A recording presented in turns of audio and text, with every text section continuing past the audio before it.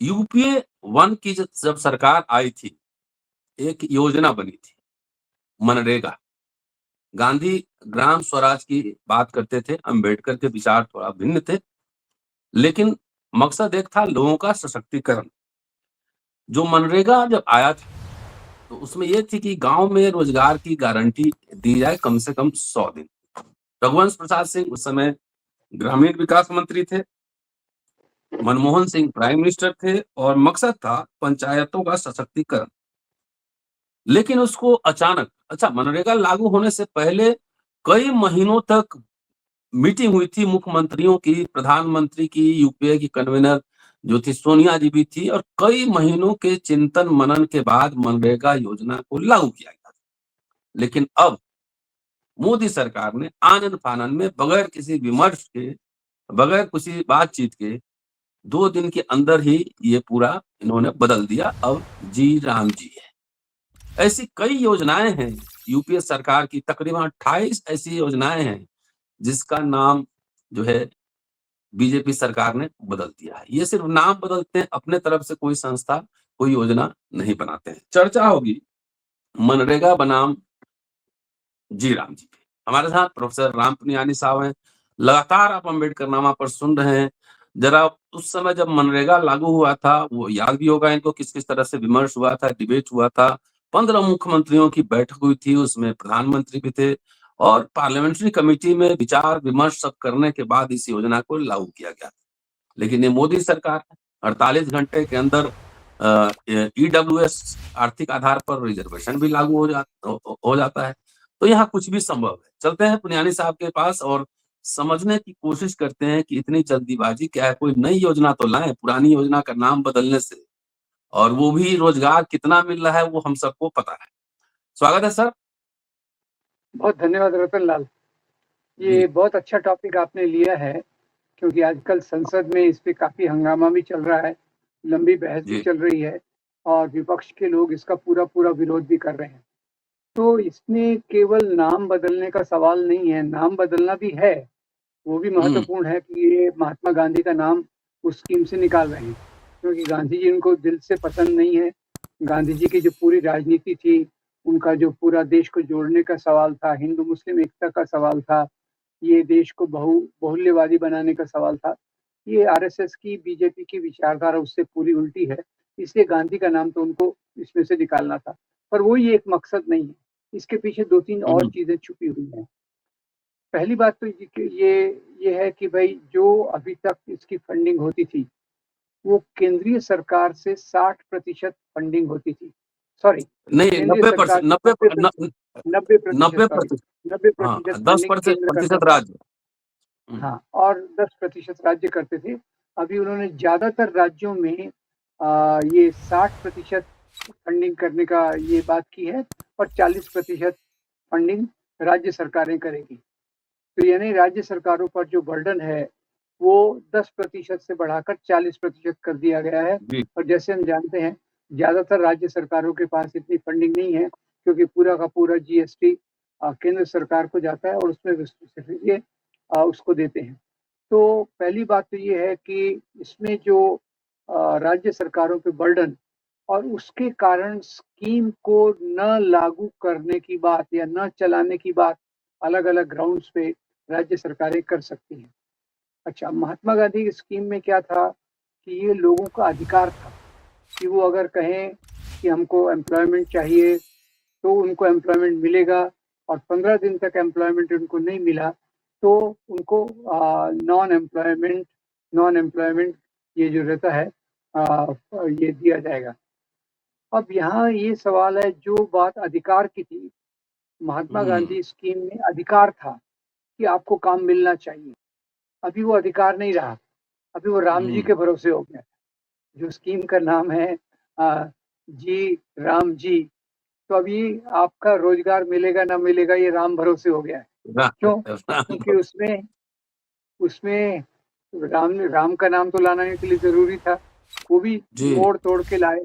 कुछ अंग्रेज़ी के शब्द हैं, गारंटी अंग्रेज़ी का शब्द है और फिर रोजगार, जी। आजीविका, ये हिंदी के शब्द मिला के उनको कैसे तो भी राम जी खड़ा करना था, तो राम जी को तो ले हुँ, आए। रामजी तो उनका एक मुख्य साधन रहा है राजनीतिक गलियारों में। तो पहली बात तो ये कि भाई ये अभी गरीब मजदूरों के अधिकार से हटकर ये एक केंद्र की मर्जी की बात है। और केंद्र क्या करेगा, कितना अलॉटमेंट करना है, किस एरिया में अलॉटमेंट करना है, ये केंद्र सरकार करेगी। अभी तक ये क्या था, ये लोगों के अधिकार के हिसाब से था। जो लोग डिमांड करेंगे उसके आधार पे केंद्र को देना पड़ेगा। अब केंद्र जो अलॉट करेगी उसके हिसाब से एम्प्लॉयमेंट मिलेगा। तो रतनलाल जी ये देखिए कि ये अधिकार जो है, अधिकार को पूरा पूरा छीना जा रहा है। और यहाँ मैं एक और आपको बात बताना चाहता हूँ कि जो सरकार लोकतंत्र में विश्वास करती है वो लोगों के अधिकार को, लोगों के सशक्तिकरण को महत्व देती है। अब इसमें जैसे आपने पंचायती राज की बात की, अब पहले रोल था पंचायत का कि वो बताएगी कि कहाँ काम करना है, कहाँ काम नहीं करना, किस एरिया में जरूरत है, किस एरिया में जरूरत नहीं है। अब ये फैसला केंद्र सरकार लेगी। तो जो पहली बात, हमारा जो फेडरल स्ट्रक्चर है, India is a union of states, उसके बदले India is a central government और states are a part of it which will follow the central policy. यानी अब केंद्र का महत्व ज्यादा हो जाएगा, राज्यों का महत्व कम हो जाएगा और जो हमारा फेडरल स्ट्रक्चर है वो कमजोर हो जाएगा। दूसरा, लोकतंत्र में क्या होता है कि जितने नीचे के संस्थान हैं, ग्राम पंचायतें, इनका ज्यादा सशक्तिकरण की जरूरत है। तो उस सशक्तिकरण के बदले उसको कमजोर किया जाएगा।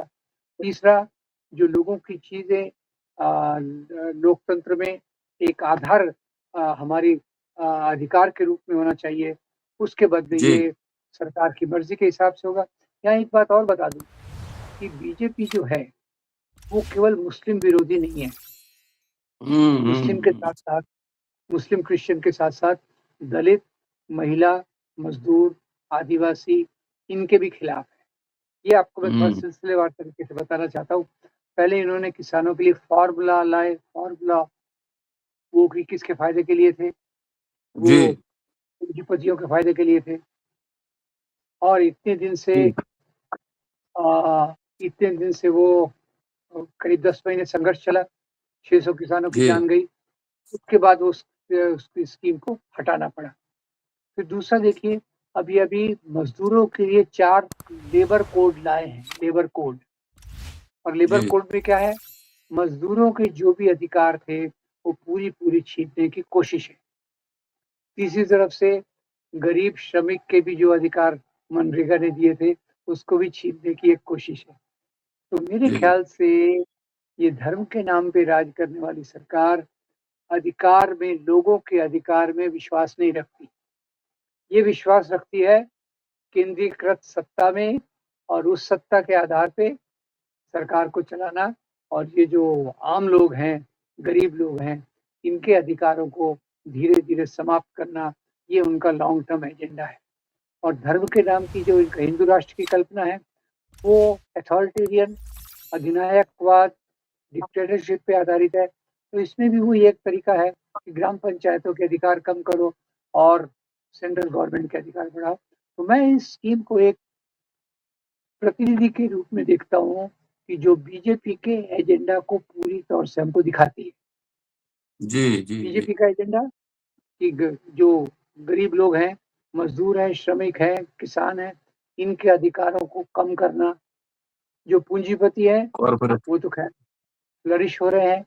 और तीसरा जो फेडरलिज्म के कंसेप्ट है उसमें ये नहीं मानते, ये लोगों के अधिकार हों इस बात को भी नहीं मानते।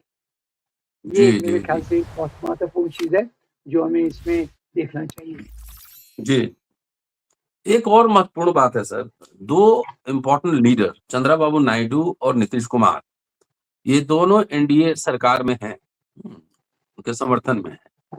बिहार तो एक तरह से गरीब मुल्क है, तो जो अतिरिक्त भार अब राज्यों पे डाला गया है 10% के जगह 40%, और तब भी क्या ये नीतीश कुमार की पार्टी इस बिल को सपोर्ट करेगी? अब देखिए, मेरे ख्याल से चंद्रबाबू नायडू का लगता है कि वो तो इसके विरोध में खड़े होंगे। और नीतीश कुमार का दो पहलू हैं। एक तो उन्होंने विरोध करना चाहिए, पर जैसे उनकी उनकी आजकल मानसिक दशा क्या है वो भी थोड़ा प्रिडिक्ट करना मुश्किल है। उनके पीछे बैठ के पूरा बीजेपी शासन चला रही है, जिस प्रकार की वो गतिविधियां कर रहे हैं, तो नीतीश कुमार के बारे में कुछ भी कहना अभी इस हालात में तो असंभव है। पर उन्होंने इसका विरोध करना चाहिए और ये बात शायद मोदी सरकार ने पहले सोची होगी कि नीतीश कुमार तो पूरी तौर से हमारे पे आश्रित है मुख्यमंत्री के रूप में, तो वो उसका विरोध नहीं कर सकते, ऐसा उनका कैलकुलेशन कुछ होगा।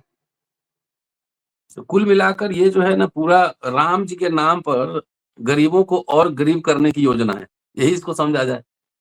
बिल्कुल, बिल्कुल, बिल्कुल, बिल्कुल।